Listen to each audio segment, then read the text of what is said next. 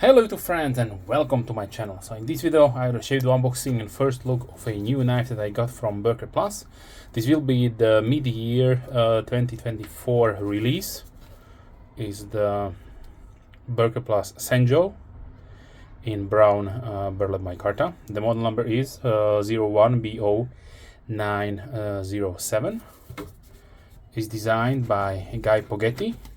He's a custom knife maker from Marseille, France. And he's been a custom knife maker from 2012. This is my first knife from him.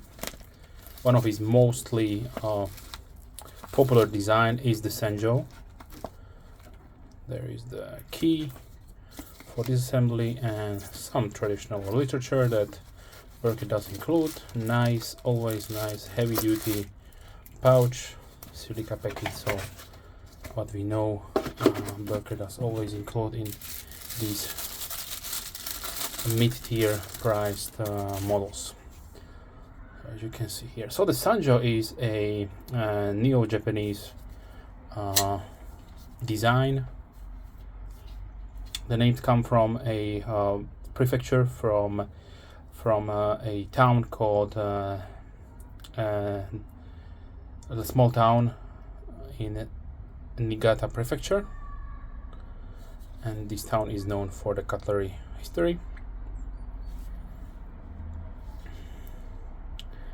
On the blade we can see his maker's mark as logo, which is a extinct animal. I have here somewhere marked the name.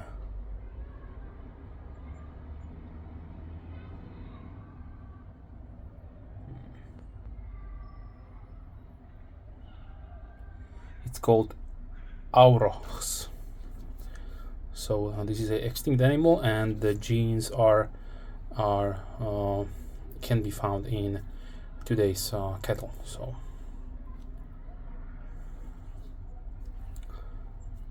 as you can see, this is more in a I would say traditional styled Japanese Kwaiken or Tanto design.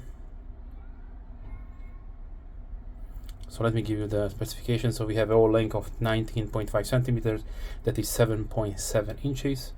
The blade length is 8.8 centimeters or 3.5 inches. Blade width 2.5 centimeters or 1 inch. Thickness 3.4 millimeters or 0.13 inches. Handle length 11 centimeters or 4.3 inches with a thickness of 1.6 centimeters or 0.6 inches. As far as construction goes, we have VG10 on the blade. It is really nice, heavy industry blade washing or stone washing on the blade, as you can see. So this knife was meant to be hard used, so all the scratches will be completely invisible because they will blend in with the stone washing that is on this blade. The structure of the knife is a little bit, I was saying a little bit, it is interesting because it is a really robust piece. You can feel it when you have it in your hand. I was really looking forward for this design, not only because it is a Tanto style. I do collect Tantos, but also compared with some other Tanto knives that I have in my collection, this is really standing out a little bit more than other designs. And it is a really popular custom design from the maker. So yeah, lots of people will be happy with this one, that they can get them hands on his custom design at affordable pricing. So let's continue more about the construction. So you have full stainless steel liners which are not skeletonized, and if you are a handy hobby enthusiast knife slash knife modifier, you can just take these 3 screws out and you can basically make yourself scales from whatever material you are like. The knife is completely functional, also without these scales, but the hidden lanyard post here will fall out, so be careful with that. As far as the lock goes, we have a liner lock construction. Pivot assembly, it rides on cage ball bearing washers, so completely smooth. The backspacer is a partial small backspacer made out also Burlap Micarta. Pocket clip is 3D milled stainless steel with really stiff action here, so it is probably heat treated steel. Opening method is via this top flipper here, or is the front flipper. But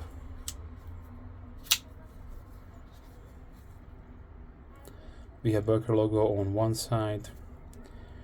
On the other side we have the steel and the maker's mark, and on the top we have the serial number. So this part here is not a forward finger choice, so be careful because the blade starts really sharp at this point here, so do not cut yourself. The front flipper functions also as a little bit jimping on the top here. I have XL size hand, so I can get a really nice purchase without any problem. If you have a smaller hand, then it will be perfect. Now let's see a little bit on the scales. The scales I mentioned are Burlap Micarta. These are polished, so these will not change because they are stabilized with some kind of polishing compound. And if you'd like to have it natural way, you will probably have to sand them down heavily. Okay, so now let's see sharpness out of the box. Yeah, perfectly sharp, no problems there. As far as weight goes, we have 147.4 grams or 5.2 ounces. I don't know if I mentioned the blade steel, it is VG10, I like it is marked here. So you are getting perfectly balanced stainless steel, well proven through the years. Spyderco does use this steel unto this day, and it is very versatile and stainless, so no problems there. Now let's see the pocket profile, how it will go inside with this really stiff pocket here. Okay, I see a little bit problems here.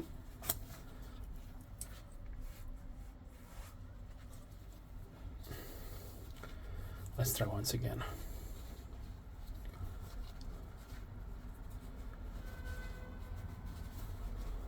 Yeah.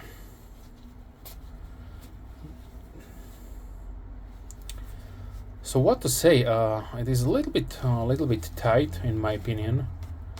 Yes, it helps that on the material underneath is smooth, but it does not help that the pocket clip is heat treated stainless steel basically, so it is very tough, very stiff. Maybe you could take it apart and a little bit bend it out, or just heat treat or use some kind of torch or oven to reduce the heat treatment, but it's up to you. Just sharing my opinions here. Okay, now let's see the lock. So it is a standard liner lock, so it will fail or not. So this is perfectly fine. No more is necessary, and no blade play whatsoever. So I forgot to mention the construction. Basically, underneath is here is the pivot screw, and here are two screws, if I'm not mistaken, and then the lanyard post, which is hidden inside here. Okay, now let's see a few size comparisons. We couple of other knives I have here on the table. So let's.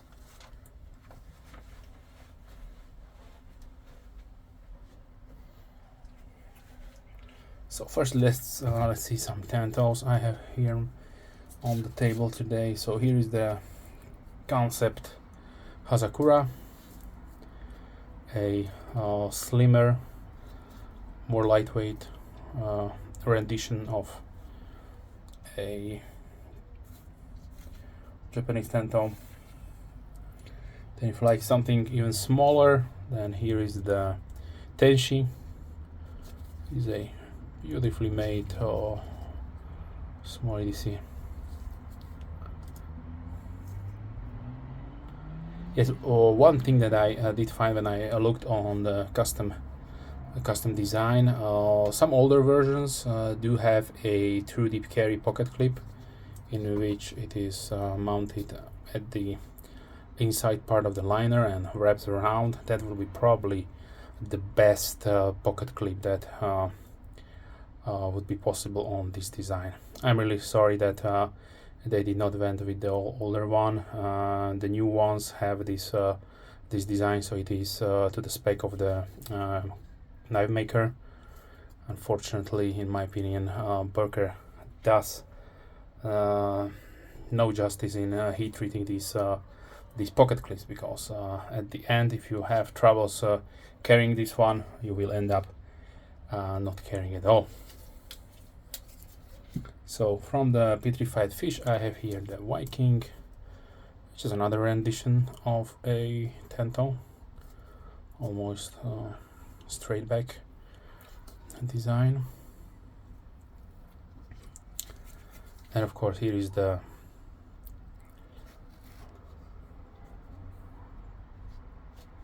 CRKT Hisatsu folder.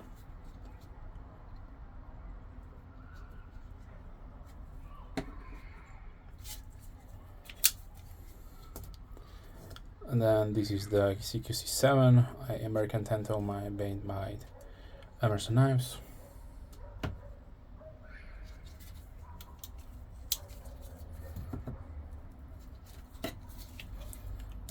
From Bestech is the Bestech Man Dundee.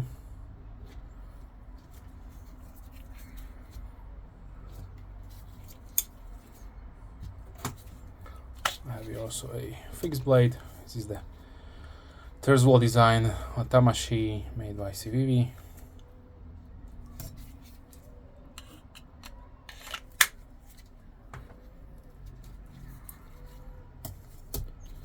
Ace Grand from Giant Mouse.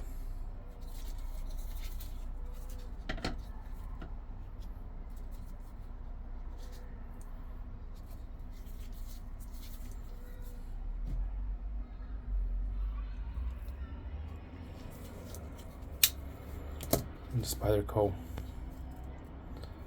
Delica.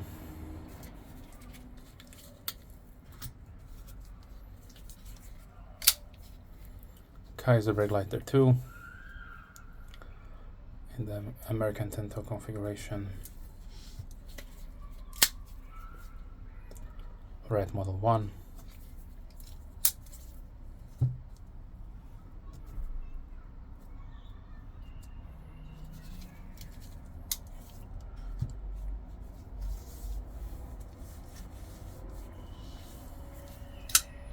Here's the Buck Sovereign.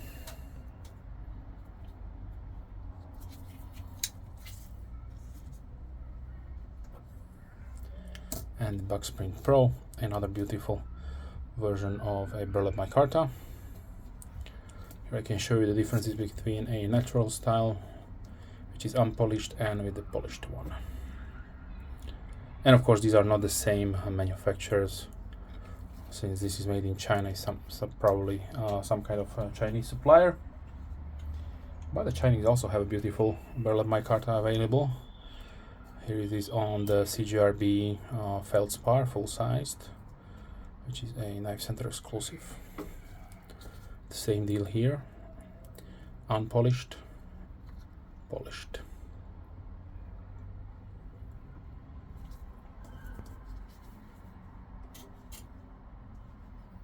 Okay, so Paramilitary 2, Fighter Chrome. Let's see the paramilitary. 3.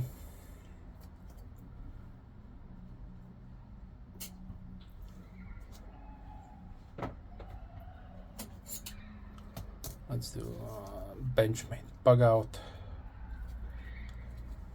Almost the same size. CRKT Pillar 1.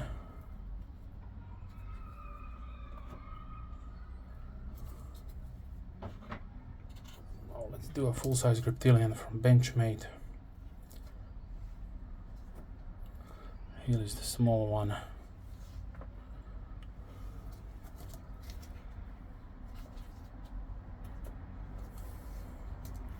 Couple of more, the QSP Penguin and the CVV Elementum.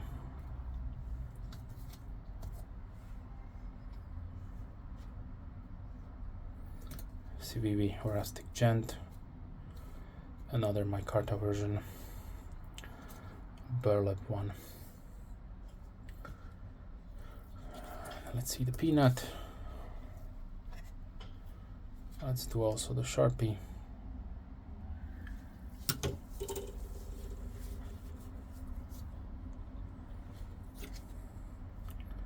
Let's go down with the K-Bar Dojo Folding Hunter.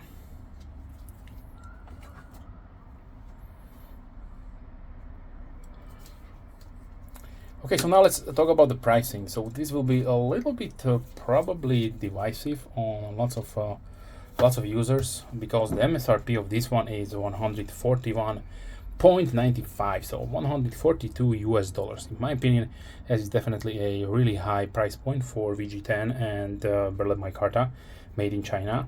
As far as the retail goes, I don't know if Blade HQ or Knife Center, maybe both of them, have it around 120. Still a lot of money for this one. Here in Europe, basically we have maybe some kind of discount, I don't know. I decide from 95 euros to 87 euros, which comes to around maybe $100 basically. So it is much cheaper here around. I don't know what's going on, but it is what it is. So I would probably wait. If you don't need to have it right now, then probably should wait. There will be probably some kind of sale going on, or maybe some kind of Black Friday sale or Cyber Monday sale, something like that, which is always going on somewhere at the dealers. But I look around and try to find it as cheap as possible, because 120 in my opinion is a little bit too much. But on the other hand, you are getting a really beautiful custom design, and I understand that they have to pay the designer or the custom knife maker some kind of kickback or residuals, or how to call it. But yeah, I leave that to you. As far as the only negatives that I could find on this one is probably that they sharpened the blade so close to the choil here. Other big no-no for me is the heat treatment. This is completely stupidly tight. So either I will disassemble it and try to mitigate the heat treatment on this one, or it will probably not be able to carry. Maybe I have some thin pans maybe, but yeah, those are the two things that I would like that Boker would address here. This can be done also by any kind piece of ceramic stone or anything else. You can do it by yourself, or a little bit of Dremel tool. But the pocket clip is not that easy to get rid of that tightness. So as far as the weight goes, yeah, for let's say under 8 inches to have it at 5.2 ounces, that is almost 150 grams. Yeah, it is a little bit on the heavier side, maybe due because there are no skeletonization whatsoever. I understand that the design did call for it, maybe to have it as robust as possible. Maybe it was the designer's choice, and these are things I don't know about, but I would probably kept it a little bit lightweight, maybe just a couple of smaller holes here to have it under 4 ounces. That would be preferably for me for a nice lightweight EDC carry, but that is definitely not a negative. So yeah, I was looking forward to this one. It is not a complete letdown whatsoever, but yeah, this pocket clip is definitely a no-go as far as carrying goes. I will try to do something about it. So okay, so if you have any questions, please leave comments down below. I would like to thank you for watching, and if you're a subscriber, thank you very much. Big thumbs up to you. And if you're not a subscriber, then please consider subscribing. Do not miss any future videos. With that being said, wish you a wonderful day. Hope to see you soon. Have a nice day. Bye.